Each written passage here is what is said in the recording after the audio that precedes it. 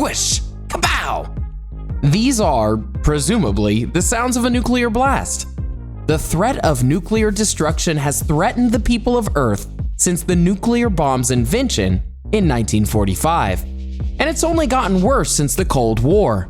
So today, we're going to teach you how you could possibly survive a nuclear attack. But first, why don't you click the subscribe button and hit the notification bell as well. Alright, so moving on to how to learn to survive the deadliest weapon in all of human existence. After the recent false alert in Hawaii, many people have been left wondering how to survive a nuclear attack. You're in luck, because the great strong-willed and hard-minded writing team has read through government websites and PDFs to bring you some of the most basic survival tips. Let's begin with some good news and some bad news about surviving nuclear attacks. Bad news first. Most experts on nuclear fallout patterns agree that no matter where you live, a direct nuclear attack is probably gonna kill you. A 2011 study conducted by Sandia National Laboratories looked at the likelihood of surviving a Chicago nuclear detonation scenario and found that about 100,000 of the city's 2.7 million would survive. For those interested, that's less than 1%. The good news is that if you're one of those 1%, then you can use the information we're about to pass on to you to survive. Pretty neat, huh? Number 1. Required reading. In 2010, the National Security Staff Interagency Policy Committee for Preparedness and Response to Nuclear and Radiological Threats published Planning Guidance for Response to a Nuclear Detonation, an informative guide on, basically, how to plan for a nuclear attack. While you might want to skip the bits aimed at government policymakers, unless you're actually a government policymaker, in which case, why are you getting your research here? There's some really good stuff on surviving a blast. We'll summarize the biggest points here, but if you'd like to go into more depth than a quick video can give you, we seriously recommend it. Number 2, if you're caught outside. The Department of Homeland Security's advice on what to do if you're caught outside during a blast is relatively self-explanatory, but worth keeping in mind. Take any cover possible, drop to the ground. Make sure any exposed skin, like your hands, is covered, and for God's sakes, don't look at the fireball. Number 3, duck and cover. One of the most useful things in the planning guidance for response to a nuclear detonation is a diagram showing exactly how much specific kinds of cover reduce the radiation dose that you receive. So, hanging out in a one-floor house with a wood frame will cut your radiation to half what it would be outside. The takeaway? Get underground and get somewhere where you're shielded by brick or concrete. Number 4, the shelter. If you'd like to boost the slim likelihood that you'll survive the first blast without succumbing to horrifying radiation poisoning days later, the number 1 advice that experts have is going inside and going underground. In the case of a nuclear attack, the Multi-Government Agency Planning Guide for the Response to Nuclear Detonation says the best shelter materials include concrete, bricks, dirt, and stone. In other words, the best shelters in case of a nuclear attack are going to be underground parking lots and basements under multi-story buildings. On the other hand, lightweight materials like sheet metal and wood are considered poor shielding materials, and staying in houses made from these materials is marginally better than staying outside. After the guide came out, many people wondered when it would be worth it to seek better shelter. So researcher Michael Dillon actually came up with a mathematical model to determine when the risks of staying in an inadequate shelter outweigh the risks of going outside. If there's a good shelter 5 to 10 minutes away from you, then it's generally worth it to try to get there. On the other hand, if the shelter is 15 minutes away or more, it's better to hole up in your current shelter, at least for another hour, when the worst of the radioactive fallout has subsided. Number 5, suggested emergency preparedness kit. If you're looking to put together a nuclear preparedness kit and not pay $100 for one of those nuclear backpacks, the Department of Homeland Security has you covered. Their list for basic kit includes water, 1 gallon of water per person per day for at least 3 days, for drinking, and for sanitation. Food. At least a 3-day supply of non-perishable food. Battery.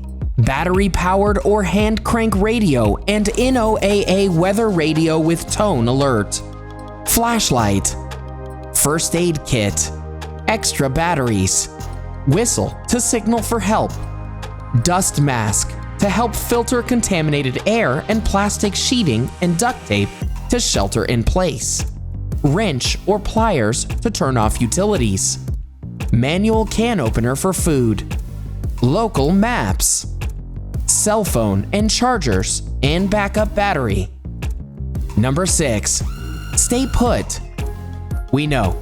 We can hear you through your laptop. You're asking, wait, aren't we supposed to evacuate? Well, yes, but not without information. See, there's something called a fallout tail, extending away from the nuclear blast, which basically means that radioactive material gets spread downwind in a long, thin line. If you don't know where the fallout tail is going, you could be evacuating right into it. And if you simply must leave the area, make sure you stay inside for at least the first 24 hours, by which point the very worst of the radiation will have dissipated, according to the Nuclear Bible. Also, even though evacuating is technically better than sheltering, most experts don't recommend evacuating without instruction from authorities because of the unpredictable nature of nuclear fallout.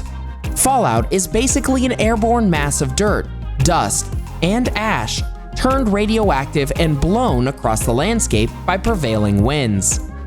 Number 7. Decontamination. If you're caught outside, there isn't much you can do about the radiation that you've potentially received. However, you'll still want to lessen the radiation damage that you might get from particles of fallout, radioactively charged dust or debris that might have settled on your skin. To do that, you'll want to take off your clothing you were wearing and clean your skin, either with a shower or with moist towelettes. Try not to scrub or scratch at the skin, as that could create entry points for radioactive material. Number 8. Stay calm. The plain fact is, despite the nuclear saber-rattling that the world leaders have been doing lately, no one really wants a nuclear war.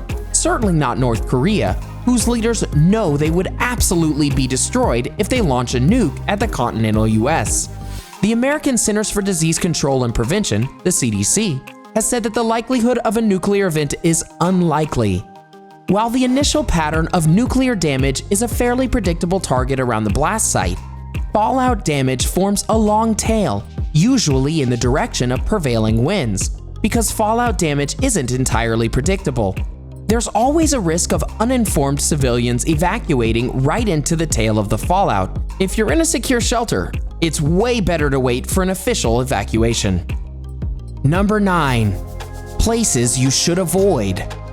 The people at FEMA have a very comprehensible list of a couple places that you should 100% avoid in case of a nuclear attack.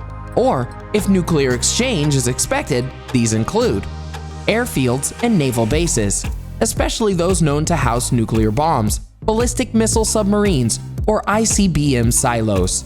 Those are certain to be attacked, even in limited nuclear exchange. Commercial ports and runways over 10,000 feet. These are likely to be attacked even in a limited nuclear exchange and certain to be attacked in an all-out nuclear war. Centers for government. These are likely to be attacked even in a limited nuclear exchange and certain to be attacked in an all-out nuclear war. Large industrial cities and major population centers. These are likely to be attacked in the event of an all-out nuclear war. Like we said before, while there are some areas you can seek out to lessen your risk of dying in the event of a nuclear blast, the truth is that the odds of survival are pretty slim. Radiation is incredibly dangerous, and even if you aren't killed by radioactive material in the bomb itself, you'd still have to deal with the fires and infrastructure collapse indirectly caused by the bomb. So the very best and most foolproof way to survive a nuclear attack: get involved with nuclear disarmament activism to make sure it never comes to that point to begin with. And that just about does it. Did we cover everything? What did we forget? Let us know in the comment section below, and watch out for ghouls in the wasteland. Enjoyed this video? Hit like, share, and subscribe to Curiosity. Wait! Why not fulfill your curiosity by watching these other awesome videos? Go ahead, choose the left or the right video and enjoy.